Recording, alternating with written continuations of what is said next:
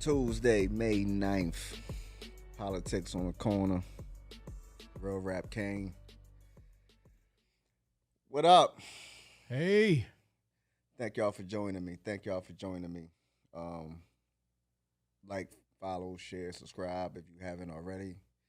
Tell your friends if you haven't already. Join the conversation if you haven't already. If you in here, go ahead and like it. I don't know why. I see a lot of views, but I don't see a lot of likes. I'm a little confused. I think y'all don't like me. they scared, man. Um, if you in here, comment. I mean, don't be hesitant to comment about these conversations, man. Like, y'all don't got to be nervous. I get it. This ain't for the faint of heart. But, first time on this show, it ain't going to go how you think it's going to go. Leave all feelings at home. Uh, Clear your palate. What I mean, your palate, I'm talking about your mental palate. I'm not here to say things that you're going to agree with. I'm just going to tell you right now. I'm not here for that. I'm here to get you to think through a different lens. We was programmed to think a certain way, and I'm trying to help and assist with reprogramming and looking at world from a completely different lens. Um, it's time to take back ownership. Black people, I love black people, man. Don't get it twisted, right? I just expect more, and I'm gonna hold people more highly favored, more accountable. I'm gonna put more on our plate than anybody else because I know we can do better than what we doing. So it's not gonna always be pretty. This is not the pretty channel.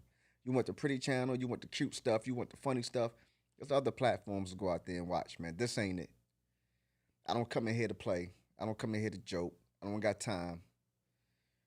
You understand? Leave the feelings at home. You need feelings, go in the garage and build something. Do whatever you need to do to get your feelings. But this ain't it. Like I said, I'm not here for you to agree with me. I'm going to tell the truth until I check. I don't care what it costs me. That's the way I'm built. That's what I've been doing. I don't know how to move no other way. I look at the world how I look at the world. Like we all shaped and conditioned through our own personal experiences, granted, right? Um, our information is only as good as the source we get it from. And a lot of sources that we tend to get our information from, especially dealing with Black history, is sources from over a century ago, where the world was in a different climate. We were in a different climate. We were in a different state. And I guarantee a lot of the things that they believed then, if they was around now, they probably look and say, nah, I need a software update. That ain't it no more. We gotta adapt. Like I said, we waiting for permission to adapt. We waiting for permission to identify gaps and challenges and strategy. I tell her like it is. Right, wrong, and indifferent. You heard? Phil, what's up? Hey, man. Happy Tuesday. So let's show some love to people who show love to you, man. Let's get it. All right. These people here, I'm still waiting on my results. They probably take a little bit to analyze, but just like I said last week, I had mold in my son's room, and Jay hooked me up with these people, and they gave me. It's really simple. They send you this. It's like a gel almost, and you open it and you put it in the room that's dangerous, I guess, and you close it up, smell it back, and you should get your results. And if there's any harmful chemicals in the air, if your family's breathing it, then they'll let you know. You still ain't got your results yet? Not yet. Okay, hold on. Let me send the text. Go ahead. Keep going. Oh yeah. So real simple. It's just one thing. You just peel it off and you put it in a place where you are, suspected of. In my house, it was my son's room. There was black mold, and so I want to see how bad the mold was, because we did eventually take care of it, just because we didn't want to wait for that. So, but yeah, these people are great. It was super easy. It's literally like a lanyard that you just stick in the room. So it's small, and it's hopefully, I won't get too much bad news, but everything should be already taken care of. So advanced chemical sensors. Yes, sir. What we got next? All right. These are your favorite people. Jones Nelson. If you haven't heard this before, this is a company that was started for the grandson. This is, in my opinion, a lost concept when it comes to our communities. We see it in other communities. We see it in other cultures. We don't see it in ours so much. This lawn care service was started for the grandson. The grandson is like 3 or 4 years old. The plan and hopes is that by the time he's 18, he's a millionaire. If nothing else, he has a business that he can walk into that he can, learn as he grows, learn how to manage and learn the ins and outs and learn the real education, which is up in his business acumen from a very young age. Which, like I said, we're behind on. We're getting lapped in this conversation, and if you can support this business, please support this business. Yes, sir. I'm gonna raise my energy level up. Y'all got me tripping, but I'm gonna raise my energy level. Well, I plan to raise your energy level up. Oh, time out. Before we get in that, right? Okay. This, hey Phil, turn the camera to this hat and shirt. This hat and shirt I'm wearing is Hooten Young. A friend of mine's. He actually is a part of this company. Hooten Young are retired military veterans. Hooten is the actual team leader from Black Hawk Down that was fighting in Mogadishu. He's the Hooten and a part of this Hooten and Young, ex Special Forces, retired Special Forces. And since this is a military topic today, I figured it made sense for me to wear a military brand, right?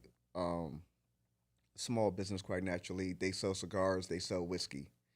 Both are pretty good, I may say. But like I said, it was only right to go along with today's theme of the American heroes, and they are real life American heroes. So salute, appreciate y'all service. Let's go. Nice gear though. I like that logo. Yeah. I had this for about probably 2 months, and it's been sitting on my desk, and I was like, I might as well wear it today. No, I really like. I like it. Yeah. Can I wear it even though I wasn't in the military? Yeah. This is for everybody. This it's is not a stolen valor thing. No, it's not. As long as you don't put no medals or nothing on it, then Okay. All right. it go to a different conversation. Okay, well, I am here to raise your energy level up, Jay, because you are famous on the internet, and with that definitely comes a lot of angry replies to all of your shorts and reels, and I'm a blame to that, right? Is that my fault?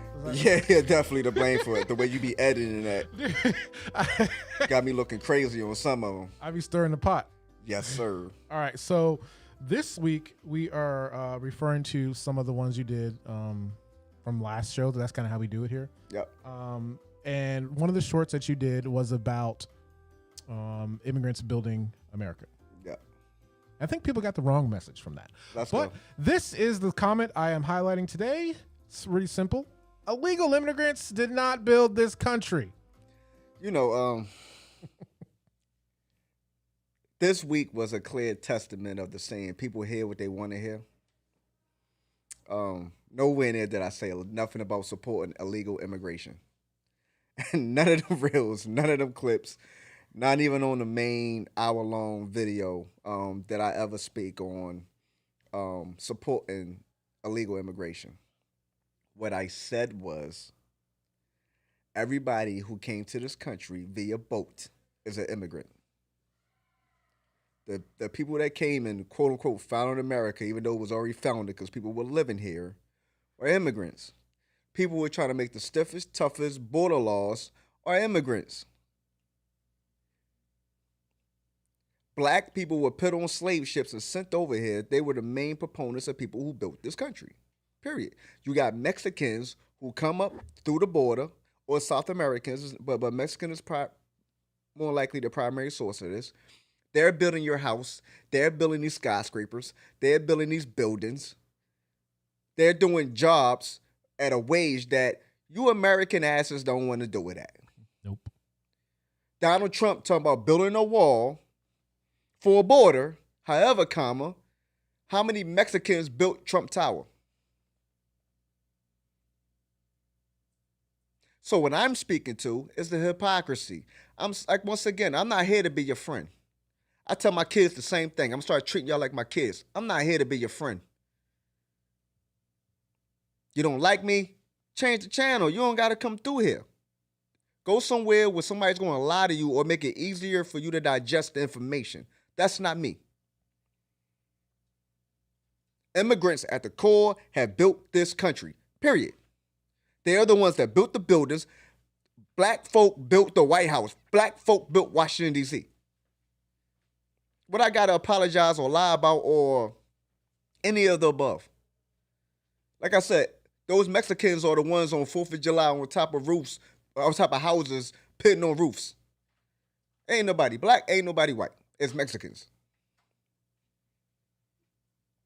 So miss me with the nonsense. Separate the game from the truth. You want to lie? You want somebody that's going to lie to you? Go over there. I'm cool. I'm not switching up. You want somebody that's going to tell you the truth? Then stay, take your shoes off, and relax. What we got next? Well, speaking of nonsense, let's take a look at this. Oh, I had plenty of nonsense. Oh, okay. Tell me. I'm not done with that. Go back. Okay. Yeah. Right. I thought you had more than just that one. Oh, no. I only did one because no, let me tell you. Last week took a little bit of a while. No, let me tell you what probably frustrated me more than anything, right? And it just happened this morning. Oh, Lord. Probably about 3 a.m. I made a mistake and took a nap yesterday, right? So I couldn't really sleep last night. I made that terrible mistake. Probably it was a good nap too, like 2 hours or something. So somebody decided to respond to the old video reel that we put up about Harriet Tubman books being removed off of certain, out of certain school libraries or whatever the case may be, in public libraries, right? This jackass, I don't know what else to call him. I gotta call him this because this was, it was a lot of ignorant things that was said this week, but this probably was at the peak. This guy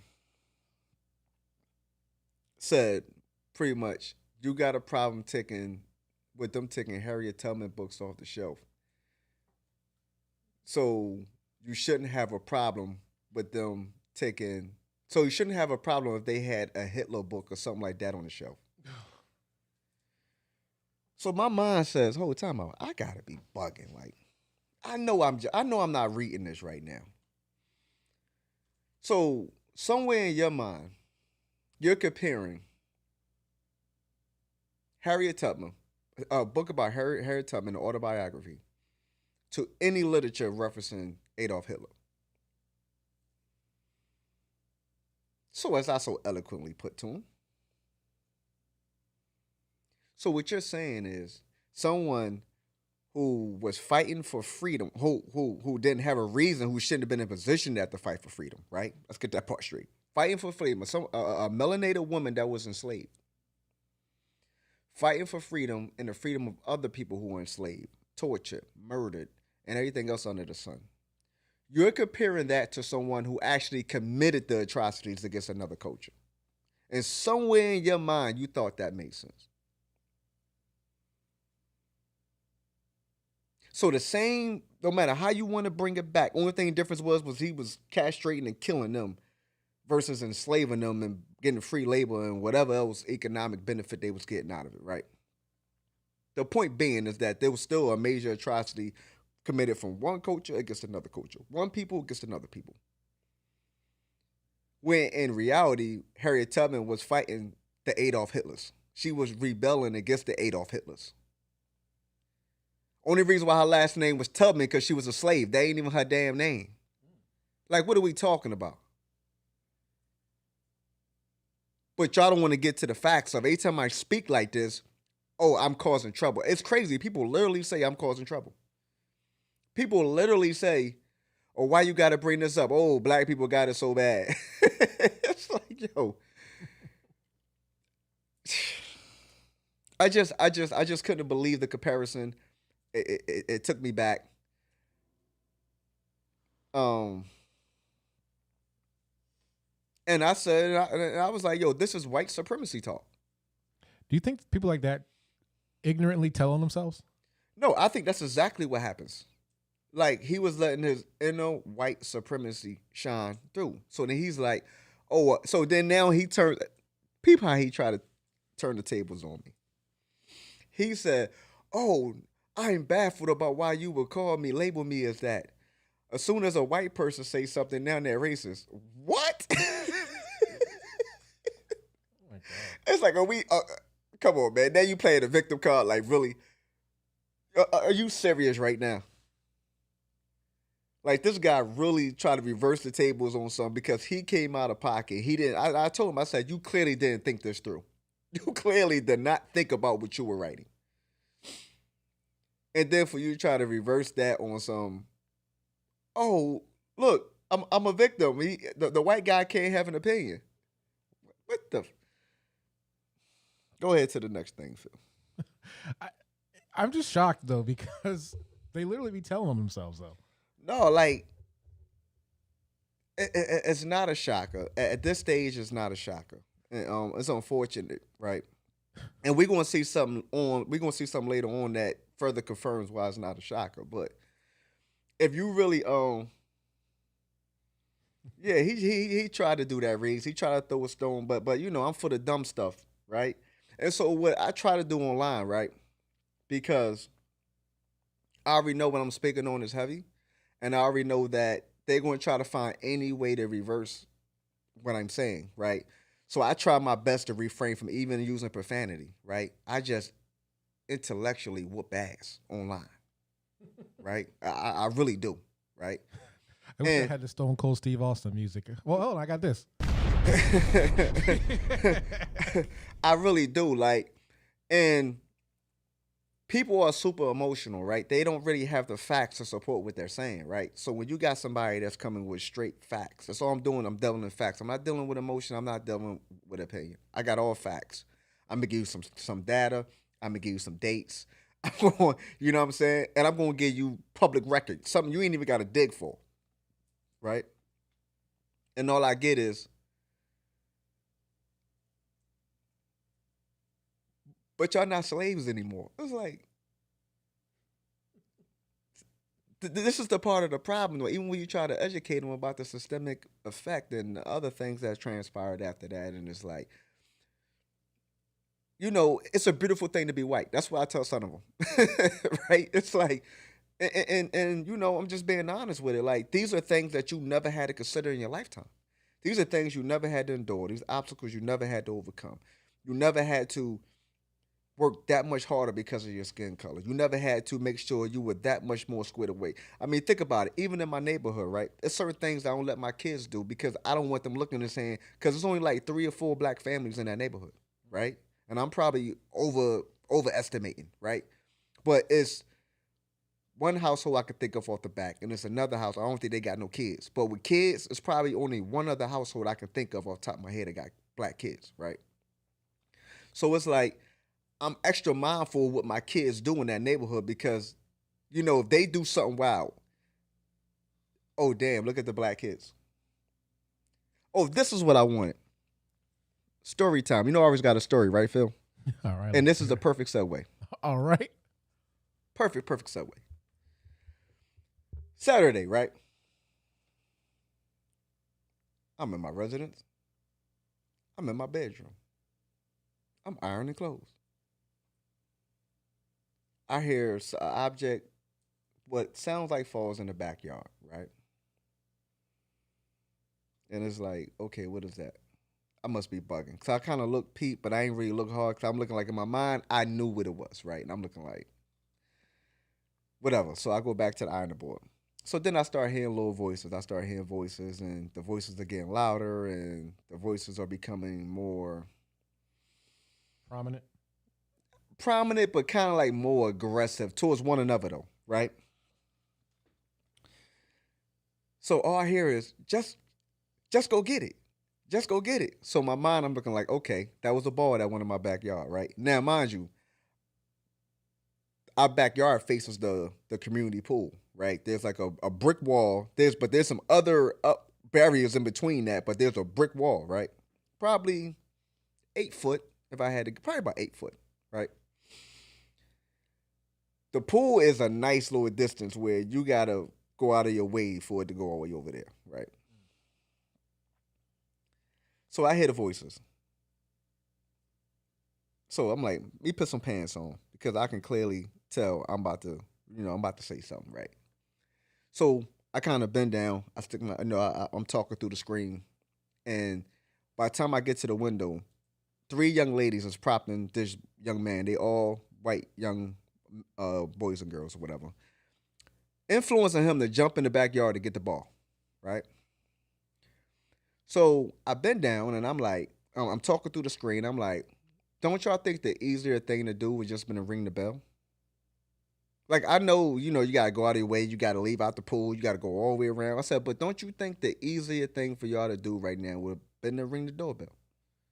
And the little boy's like, I told him, like, I was gonna jump on my bike and go get it. And I'm looking like, do y'all really think it's a bright idea to jump in somebody's backyard? And they don't know you jumping in their backyard. I'm like, y'all don't see how bad this can go right now? Like, mind you, one young lady has her feet over the wall. Damn near the heels of her foot is kicking the wall. That's how far she's over, right? Right. So all intents and purposes, she's in the backyard, right? So I'm looking like, dude, y'all not see how dangerous this is right now? Y'all didn't think this through. So I walk outside. I walk through the gate. I get a young man in basketball, the little, it's like a volleyball or something. And I'm talking to him. I say, yo, listen, I'm not mad with you. I'm not angry. I'm educating you because I don't want to see nothing happen to you. Because you can't account for somebody's mentality of just being startled by somebody in their backyard. They seeing the object. They not identifying kid, adult. They just see somebody in their privacy, in the perimeter of their privacy, in the inner perimeter that shouldn't be in the inner perimeter. So self-defense mode kicks in. And you can't say how it's going to go when self-defense mode kicks in. So he's like, no, you're right. I told him, I said, yo, listen, don't let nobody put you up to doing nothing that dumb. I said it straight like that. Now, the point of all that is this. Once again, our kids don't get handled with that kind of grace.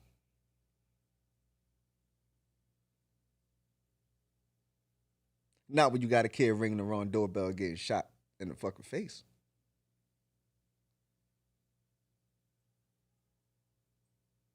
So yeah, I got all kinds of acronyms for all wise mental disorders. So if I was asleep and I just popped out of my sleep and I seen a figure in my backyard and then it would have went bad, would they give me the same excuses that they gave the old man? Nope. This is the issue. This is part of the issue I have with the world. This is part of the issue. We got to teach our kids, black, melanated people, got to teach our kids differently than the rest of the world for some odd reason. Because if that was 3 black girls and a little black boy on the back of that wall, I guarantee you, more than likely, about 80% chance the police would have got called. And said, oh, they broke in my house. They stole something out of my backyard.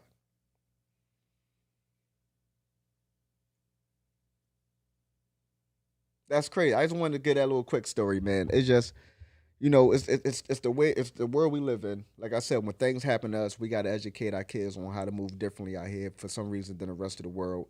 And sometimes it's super annoying. And like I said, no matter what race that kid was, no matter it was me or anybody else, those kids should have been handled with the same grace for a while. It's just educating them, not berating them, not turning it into a whole situation, taking the time out to educate them because that's what used to happen.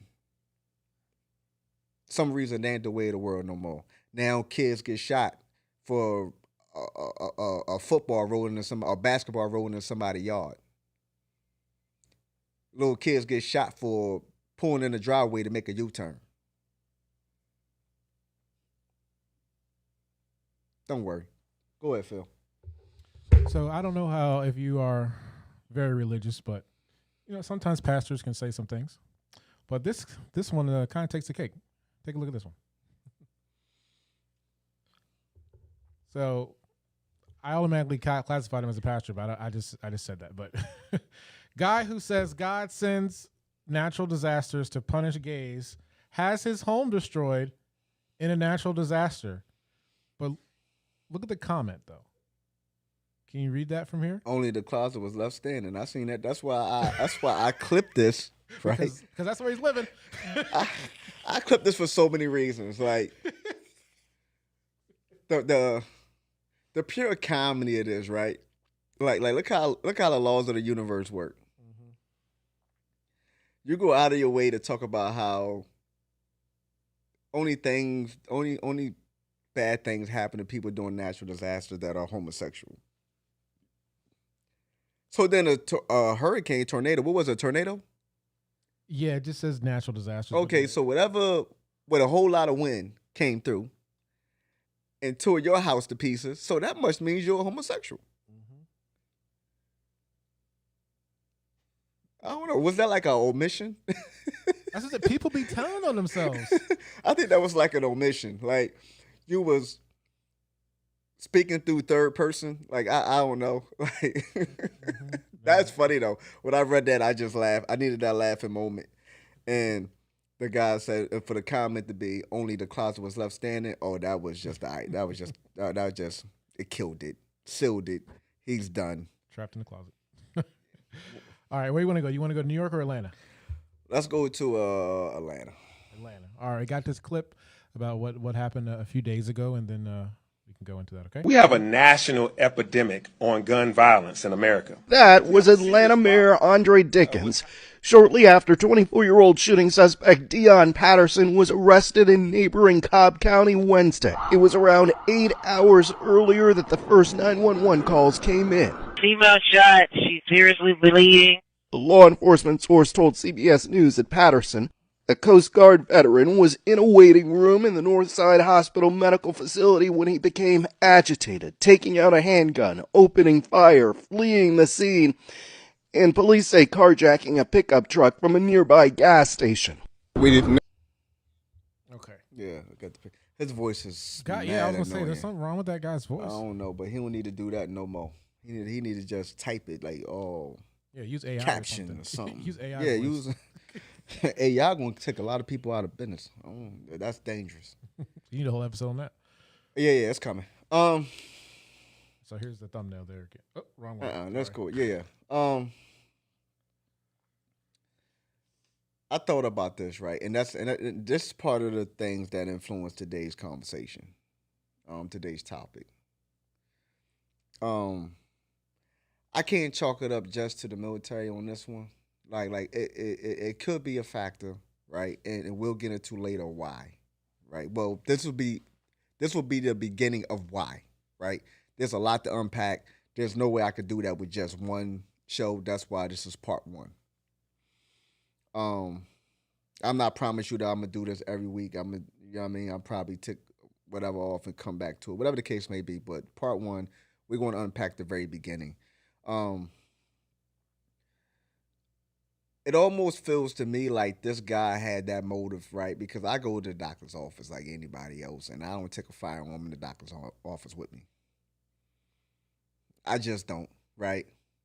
It almost sounds like, and you look at the way he was wearing his book bag, all that to me, it felt like it was pre-planned, right? He already had it made up in his mind what he was going to do. It's no different than the veterans that go to the VA hospitals and kill themselves on the grounds, right? They already know what they're going to do. Like I said, just the way he was wearing his book bag, like the quick access and his demeanor, he did it without flinching. It's definitely no hesitation. He got out of ASAP. He got caught in Cobb County. So like I said, to me, it feels like something that he already made up his mind he was going to do. The agitation part was just an excuse, and I think his mother is the one said that he became agitated, if I'm not mistaken. But mothers, they're going to try to find a way to soften the blow for their babies. It's just what happens, but that still doesn't nowhere near justify what this guy did. I will say mental health is real. That's probably the predominant problem that's going on in the world and in America, especially when it comes to gun violence. I would say that the key factor is mental health. Another point I wanted to point out, the reason why this was so relevant to me is that you see the mayor of Atlanta on TV, right, running around talking about gun control and gun reform, and I don't think the governor of Georgia said that. And so when I got people, and once again, it's the comments, right? This is what makes me do what I do, and that's what makes me bomb on them every week, right? So when I bring up, you remember that old clip, probably real for like a month ago about the gun buyback? That really just started going haywire recently. Like it's over 50,000 views now, and probably 30,000 of that came this week. Um, and people were saying, what one, people don't even understand how the program works. They talking about it's only for illegal guns. It's like, yo, you don't even know what you're talking about. Like, shouldn't you educate yourself on something before you speak on it? I mean, that's just the right way to do it. I get it. Everybody not cut that way, right? 75% probably not cut that way. They're going to go with their opinion, right? Then I got to take the time and educate them and say, no, you're missing it, right? So, and then tell them the overall point of the real. The overall point of the real, the overall point of that conversation wasn't to compare whether or not it's cool for the inner city or the suburbs to have guns or to have gun violence. No, it is comparing that this conversation got hot and heavy when suburban schools started getting shot up. That's when this gun control, gun reform conversation went through the walls that we see today. They don't care about gun violence in the inner cities. If they did, this gun control reform conversation would be on a whole nother level because this would have started in the 80s. That is the point. They don't care. You know who cares? The mayors of those cities who are typically Democrats. Because people like playing a Democrat versus Republican game with me. Like, I care about either one of them. I don't care about either one of them. They all cousins to me. But the fact of the matter is, in these cities with high homicide rates, New York City, Philadelphia, Chicago, St. Louis, Los Angeles, Memphis, like I can go on forever. I want to say all these are Democratic mayors with Republican governors. They've been asking for gun control reform forever. They've been asking for measures. Philadelphia went as far to try to supersede Pennsylvania state law and was shot down. It's like, it's all facts. Republicans are not really are not trying to solve this gun control problem. I don't really think Democrats, I don't think the government is. I'm sorry. Like, I don't care. DR, Dominican Republican, what are we talking about with DR? I don't care about none of it. They're not trying to solve this problem. They have never been trying to solve this problem. And one, I don't really think it's a solvable problem. I've been saying that too. Not what you attacking the firearms in itself. Like I said, if you really want to address the issue, close down these gun manufacturing plants. Close them down. See how many people are willing to go through the rigorous process of trying to figure out how to get a new gun through 3D printing. How many people you think are going to really dedicate themselves to trying to figure that out? It's too many guns on the streets. Guns are not going nowhere. No, it's too much. NRA got too much paper, Kev. They got too much paper. And you look at every gun control major measure, they're behind it. They're funding it. They got too much, and don't get it twisted. Republicans and Democrats alike are bought. They're bought via lobbyists. So that Democratic guy who want to sit there and poke his chest out and say, I don't deal with the NRA, you got some backdoor paper. Like, that's a fact. It is all about the money. It's always been about the money. It's always been about the money. And it funds too much. It funnels the criminal justice system, which funnels, think about it, ATF, which is going to be drugs in there with somebody, so it's going to funnel DEA. It's going to funnel Department of Justice, Department of Corrections, right? It's too much money. This country will bankrupt if you fix the criminal justice system. I've been telling people that forever. They can't raise the debt ceiling high enough to account for that loss. This is an unfixable problem that they could care less about fixing. Because if they cared about fixing it, like I said, they would go after the gun manufacturers. And they would really tackle mental health. Not just walk around with people doped up and high. The only thing they're going to do is turn around and sell the medicine on the street anyway. That's all it does. Facts. Facts. Look at every time they talked about, oh, a Democratic president is going to be in office. He going to take our guns. Gun store sold out. Look what happened when they was talking about bringing the assault rifle ban back. You couldn't find a 5.56 or 7.65 ammo nowhere. If it was high. Boy, it was higher than giraffe. You know the rest of it. Gun shows was upcharging for long rifles like crazy. That's all that happens. And Americans, like I said, it's too many 99%ers that want to run like 1%. Y'all want to use your brain. So long as y'all use your brain, they can play these games and they can keep getting wealthy and building generational wealth for their families off of your dumb ass. What's next? All right, so we got a question there. Why does our country care so much about guns? That's a great, I mean, this country was built with guns. It was taken over with guns. True. This country was taken over with guns. Blood been flowing beneath the streets of America via a bullet. Back then it was from a dirty old musket. But it is what it is. That's a musket. No. All right, so let's head to New York. So this is a really, really sad story here about Jordan Neely. I'm not playing the video, but no, we ain't playing no video on this one. So Jordan Neely passed away. Was it about 5 days ago? Or last yeah, week? yeah, it was like 4 or 5 days ago. Yeah, so it's a really sad situation here. Yeah, so let's get into the ignorance. Go and put the ignorance on the screen with this. So anybody that don't know what we're talking about with Jordan Neely, this guy was a young Michael Jackson impersonator. He used to always be on the subways in New York City dancing and doing his best. Billie Jean.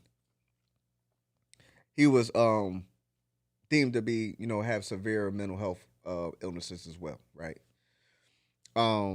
It's crazy because I read like a week before he died, he was identified as a key person who was in dire need of mental health care. So on the day that he was killed, because that's what happened, he was killed. They said that he was lashing out verbally at people, and he hadn't physically contacted nobody. He hasn't physically harmed nobody. He was verbally lashing out. Which, understanding the history and for today, being able to look back and understand the history of what's being said about him is probably a call for help, a scream for help. Now, granted, people may not be aware of his track record. You just catching a subway going past, right? But this young ex-Marine, about 24 years old, decided to put him in a chokehold, right? Lock his legs around him, choke him out. He was assisted by two other passengers with restraining him. You had witnesses on the scene who were telling them, like, you had other people standing by who was telling them, like, yo, listen, you may want to let him go, like he's falling limp, like he's not responding any longer. You may kind of sound familiar though, right?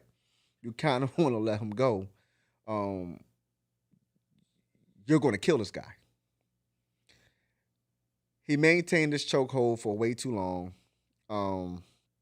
Paramedics pronounced him dead. There's an investigation going on, I guess, to determine whether or not charges should be brought against this young 24-year-old ex-Marine. Right. There was some comments made via Twitter that I was enlightened to. You got those comments for me, Phil? Oh man, you really want to see those things? Yeah. All right, trigger warning. Yeah, trigger warning. Like if you gotta do some push-ups, don't read this. Here you go. So you can read the email address, you can read the name, you can read the email address, you can read the subject. Yeah, he was arrested for time acting warm, tired, you racist black rose defending your brothers, even though they are for people. Kill yourself, please. You smelly gorillas, right? What's the next one? God damn. All Oh, please get off your soapbox before you catch judge. Make sure you have all your facts. Take a leaf from the mayor of New York City. You have small hands and fingers for a black man, which is probably why you have to overcompensate with your stinky dreadlocks. Oh, and you probably have a small cock. Yeah. Wow. I mean, why you worried about another man's situation? That's weird to me. But Hopefully his house will burn down or fall down in a I mean, you know, people like that live to be like 200, man. They don't die quick, right? Exactly. And this is the disparity what I was talking about earlier. Like this is the disparity of when something happens to us versus when we commit an act versus someone else, right? No way, shape, or form. Like if you find a video, you see the chokehold that he was placed in. That's not a regular chokehold it's not a regular chokehold. And it's definitely not meant to be maintained that long. If you look at the level of force that he used, he clearly constricted his airway rather, and that's what caused pretty much he suffocated, choked him to death, asphyxiation for all intents and purposes. But if you find a video, you look at the maneuver that he utilizes, like it's not even meant. Now, unless I don't know, if you in combat, that's a different conversation. But you're not in combat on a New York City subway by a person who hasn't been a combatant against you. What's taking so long for charges to be filed? What's taking so long for this guy to be arrested? I don't know. It could be the military factor. Y'all could be trying to, certain jurisdictions have a specific military court now, which I do think is valuable for the record. Could this be a case where he tried to claim PTSD or something like that? More than likely, I could see that play coming.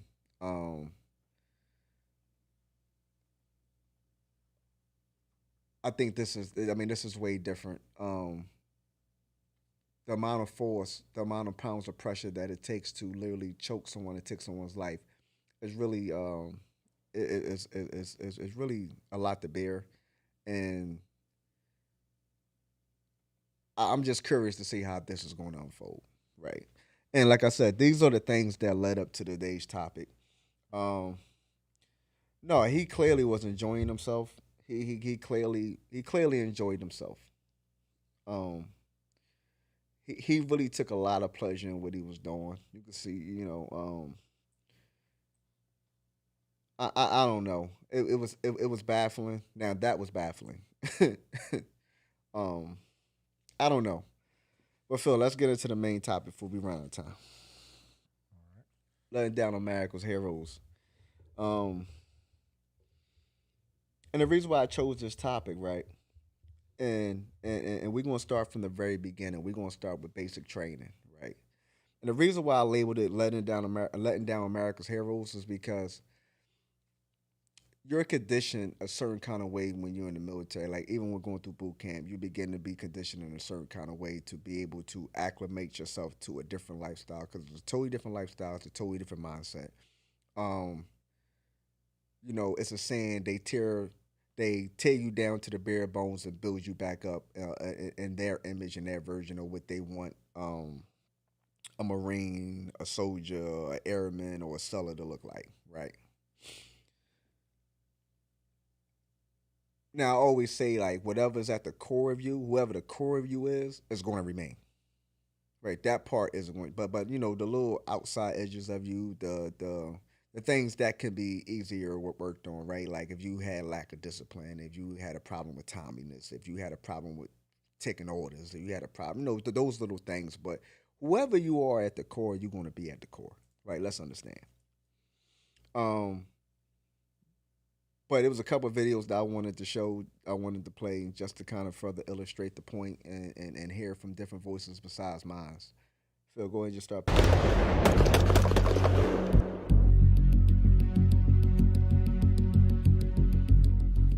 So how did they do it? How did the Marine Corps take a selfish 19-year-old kid who couldn't shoot a rabbit and turn him into a selfless drone willing to kill anything or anybody he was ordered to take out? It's pretty simple, really. First, they had to strip me of my personality, my individuality.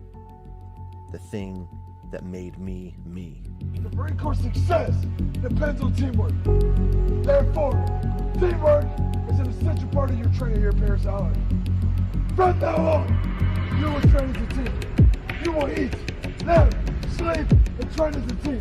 The word I is not on the part of your vocabulary. They did this by making me refer to myself in the military in basic training. Like, basic training is basically a brainwashing facility. You're going to be taken there, you're going to be stripped down basically of all your thoughts and beliefs, and you're going to be brainwashed into doing whatever they say to do, basically, without question. You're going to be brainwashed into be at their beck and call, and you'll do exactly what they say without question. But I mean, it's not all bad, but I'm basically telling... Go to the next one. Sharing hardships or secrets has always been a special thrill to men. No one who has ever undergone the rigors of boot camp and military service is ever likely to forget the special feeling of belonging and comradeship that was shared between the victims of the drill sergeant or company commander. Is that correct?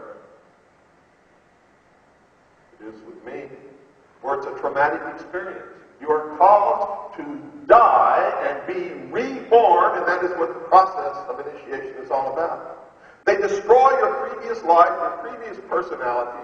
They destroy everything that you've ever been taught in your life. They shave your head off. They make you all look alike, and you are reborn as a soldier in this unit, and your attachment to that unit never leaves you for the rest of your life.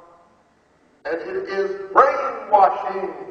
It is the most basic form of brainwashing that there is.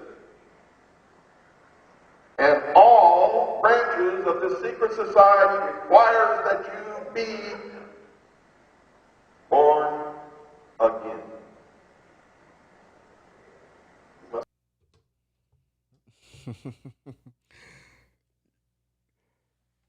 Wow. Yeah, he had some. You know, he was definitely into what they were saying, but he had some valid points. You know, it does start there, right? Well, actually, it starts before there, right?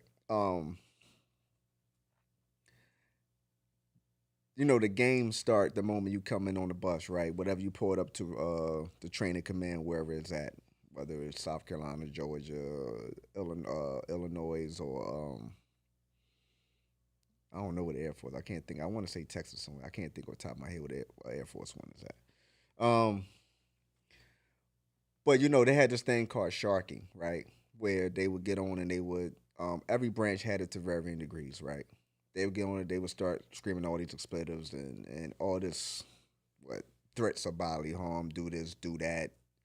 And you know, I do think part of it, like the guy said, like it's not all bad and it's a necessary evil because they are taking people from all different walks of life, right? Taking from people from various walks of life, various paths, various levels of conditioning, and you're trying to get them to conform to one standard, which in itself is actually is a major accomplishment to be able to do it in that short amount of time, right? So the key is, like he said, to get rid of the I, get rid of the individualism, and think of everything as a team, a unit. I can't let the guy next to me down, right? Everything is supposed to be thought of in a team concept from here on out. They do make you speak in third person, which is weird. Like I said, it's another thing that's stripping the individualism, right? And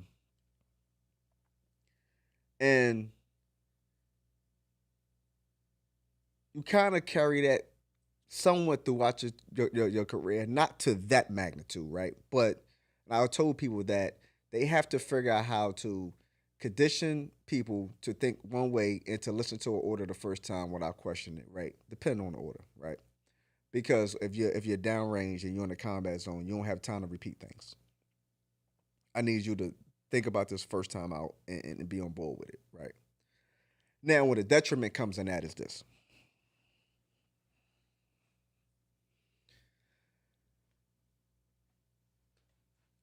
No matter what you maintain of yourself, you're never the same again.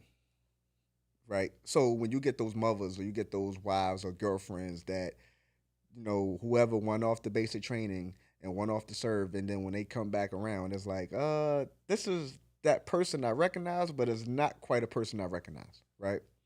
And you don't really gain that back. So certain people fight like hell to maintain a level of their own identity, right? Of who they are without letting that be captured and taken and brainwashed and washed out of them, right? So they get you so much on the team concept, they get you so much on the following a structure, so to say, right? Where a lot of decisions you make are questioned, and you begin to, some stuff you begin to question yourself, even though they want you to believe that you're empowered to make a decision, right? So personally, I think that the detriment to that is when you retire or you get out, you do 4 years, how many years you do, and you try to enter the civilian work marketplace, even though you're supposed to be this crazy leader, either you're supposed to be this and very experienced leader, so to say, you've been questioned so much that you begin to question yourself as human nature. So the moves and decisions you make, you begin to question yourself, and trust me, people pick up on that. It's like, am I making the right decision? Because I'm used to somebody telling me, confirming you made the right decision, right? And that's not the way it is in the civilian marketplace. You make a decision, you live with it, you die, whatever happens to it, right? There's really no one standing over your shoulder, micromanaging damn near every decision you make as a leader, right? Do you have that to a degree? Yes, you're gonna have it to a degree where everywhere you go, but I don't think it's nothing like the military, right? Like I said, when people see military on a resume, they automatically assume, oh, leadership experience, professionalism, like all these great attributes that are normally attached with it, right? But it's been drilled and embedded and forced upon people so much that what happens is that when they get out, like I said, they rebel against that system. So that person that was an hour before work on time, well, hour well before he was due at work or she was due at work, now they're 15, 30 minutes late every day because they say I was an hour before I had to be at work for X amount of years, right? Now and then we take care, their hairs and that's groomed because guess what? Because females, I had to have my hair in the bun above my collar for X amount of years. Now I'm going to let my hair hang and it's going to look a little bit raggedy, right? Now I'm going to get these nail colors on because I was only told that the nail color I can have, it had to complement my skin tone, right? So these little things, you've been drilled and they've been forced upon you for so long, like I said, that you rebel against these things and it actually hurts you when you get out. And, are the rules are necessary? Is a necessity for certain rules? Absolutely. Like we're not gonna play this game. We understand that, like I said, the necessity for rules, the uniformity, the standard. I just think there's a way that they have to do, especially for people that are transitioning out, to begin to allow them to become more civilianized, if that's what road they're hitting. Because you're military to the day you get out, to the day you get that copy of your DD-214 in your hand.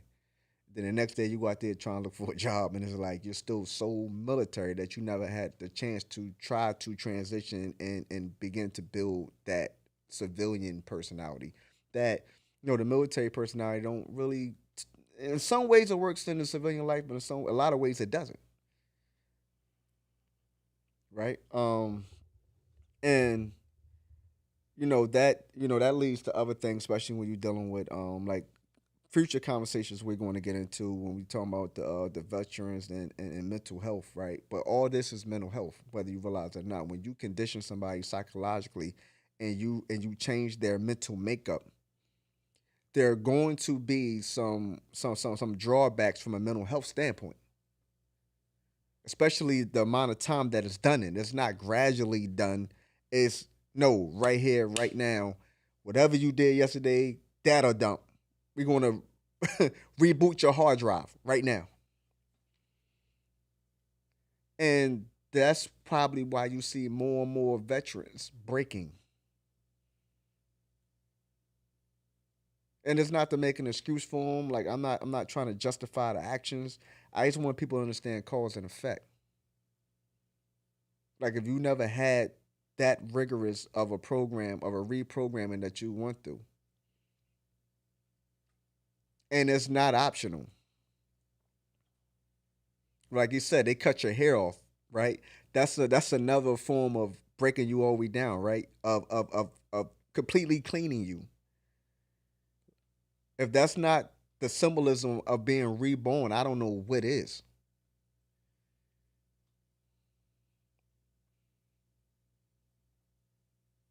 So when you do that, there are mental things, mental damage that you're causing. Whether short term or long term, what have you. There's mental damage subconsciously that is being done. Subconsciously, probably the majority of it is subconsciously, people not realizing what's being done until it's time to go see mental health. And it's like, oh crap. That's why you got people getting out, not even finishing boot camp, being cleared as 100% medical. And think about it. Boot camp today ain't nearly like boot camp 20, 30, 40, 50 years ago. That sharking thing I was explaining to you, they don't even do that no more. Like I think they outlawed it. Because it was a traumatic experience. Like, think about it. You're chilling and then someone says all this wild boosting up your adrenaline, so to say, right? Your stress levels. Like instantly. You don't know them. When you're trying to figure out where you're going, like this a new place, right? All you see is this guy screaming, and you're trying to follow directions at the same time of screaming, and you don't know what to do. So think about stress levels, right? So from the first second, they introduce you to a high stress environment. From the first moment. Like I said, even me at that time, I didn't think about nothing like that. It was just like, let the games begin. Right? And to me, it's like I knew what to expect. It's like, okay, they're gonna say a whole bunch of stuff they're gonna talk about doing to me that they're not gonna do. Like, you're not gonna put your hands on me. I'm not worried about none of that. So let the games begin. But everybody's not cut the same way. You got some people that probably literally, no, I'm not gonna lie. There was some people that literally pissed on themselves.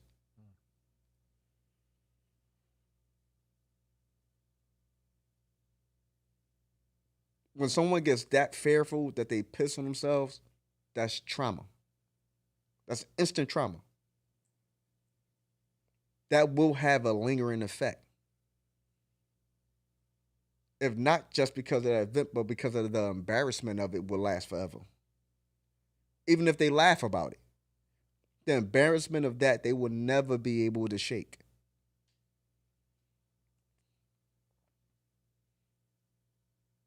So there's several reasons why, like I said, several reasons why I named this that, and I think I appropriately named it. It's gonna get worse. I promise you, this series is gonna get a lot worse. But I had to just show the indoctrination part, the very beginning of it, of what it looks like and what it feels like, and what your senses are telling you from day one. It sends a shock to your system. You're in a place that's unfamiliar. You're around a bunch of strangers. You pretty much are told like everything you do is with men, from showering to sleeping, taking a crap, taking the piss, like literally every part of your waking life and sleeping life. I'm not accustomed like that. Like if people play organized sports, I guess it's not a big deal for them. I never play organized sports, so I ain't never been in a locker room with a bunch of naked dudes before. Me, I'm looking like this. Wow, what's going on here? Yeah. You got 30 seconds to you got 60 seconds to get in there, shower, and get out. What? You know what I'm saying? Like everything's a shock to your system. Like there's going to be somewhere in there where something's not going to be familiar, and it's going to be uncomfortable. But at the same time, it's designed to make you uncomfortable.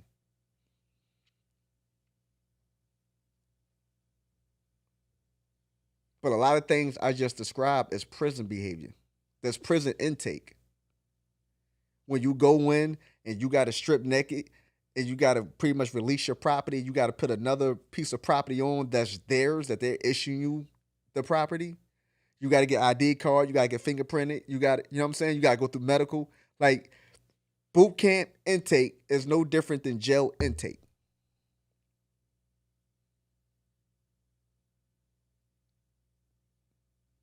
Going in the cell, you're around a bunch of men. You got to poop right there. They got the toilet in the middle of the joint.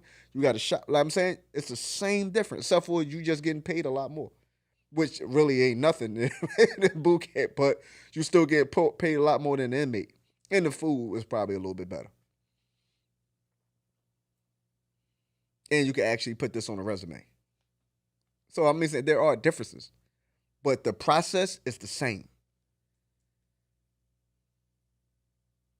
So when you hear people who came home from prison or came home from jail and they tell that traumatic intake experience of what that feel like and what they were saying to them and all that is no different than boot camp in the military, I promise you.